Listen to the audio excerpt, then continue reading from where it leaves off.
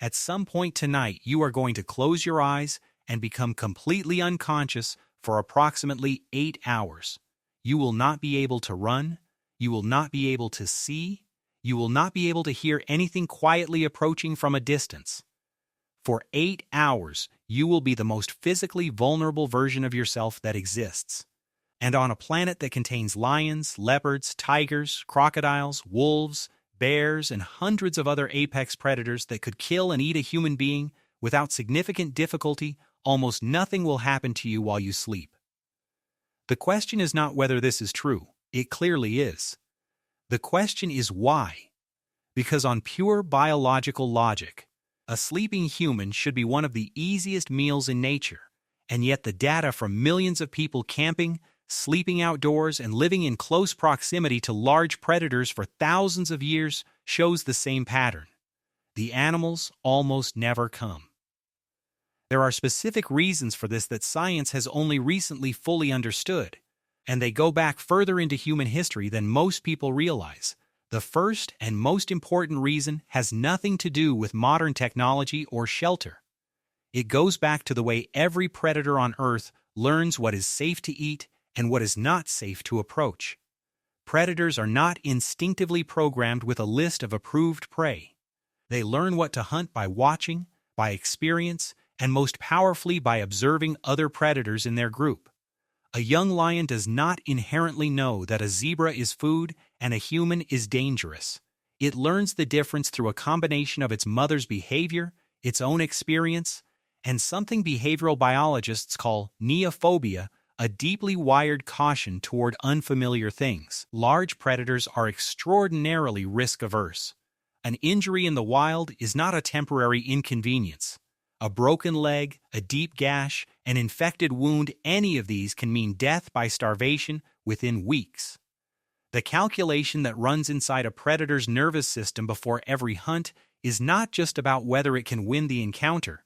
It is about whether winning is worth the risk of injury at all. A lone sleeping human in the wrong place at the wrong time may look like an opportunity.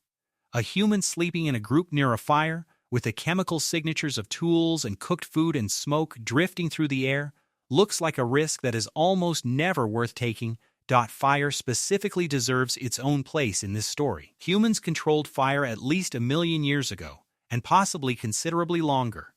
Every large predator that has shared a landscape with humans over that time period has been conditioned across thousands of generations to associate the smell of fire with the presence of humans who use it. Fire does not just provide light and warmth.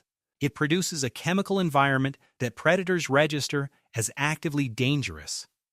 The crackle and unpredictability of open flame is itself alarming to animals that have never encountered it in a context they can control. Even today, wildlife researchers working in areas populated by lions, leopards, and other large predators consistently document that a maintained fire dramatically reduces approach rates at night. The animals that circle camps in documentary footage are almost always staying well outside the firelight boundary, not approaching it. The chemical signature of a sleeping human is also simply wrong for prey. Predators have olfactory systems of extraordinary sensitivity, and what they smell from a human is a combination of signals that does not match any natural prey species in their learned catalog.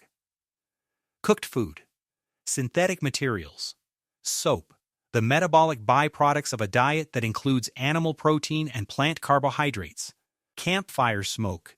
None of these are part of the scent profile of a gazelle or a deer or a warthog. To a predator encountering this combination of smells for the first time, the signal is not prey, it is unknown, and unknown in the wild defaults to caution. The group dimension matters enormously. Humans almost never slept genuinely alone for most of evolutionary history. Even a small sleeping group produces a continuous background of biological signals, the sound of multiple breathing patterns, the heat signature of several bodies, the layered chemical complexity of different individuals. To a predator, a group means multiple sets of eyes, multiple reactions to a threat, and a significantly higher probability of injury than a single isolated animal. The risk calculation tips away from approach almost every time. And yet, The exceptions exist. They tell a more specific story. The lions that killed railway workers at Savo in 1898 were not representative predators following normal behavior.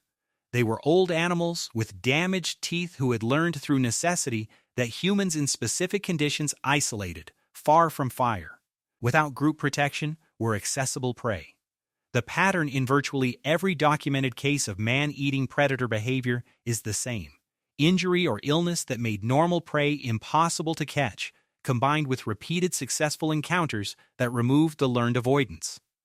These are predators that discovered, through specific desperate circumstances, that the normal rule could be broken. And even then, the behavior had to be learned. It was not instinct. It was the exception proving the baseline.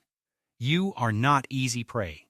Not because you are physically formidable in the way a lion is, but because you are recognizably human, which means you smell of fire and cooked food and group living and tools. You are the product of 1,000,000 years of biological negotiation with every large predator on this planet, and most of those predators have encoded the results of that negotiation into their behavior at a level deeper than conscious decision-making.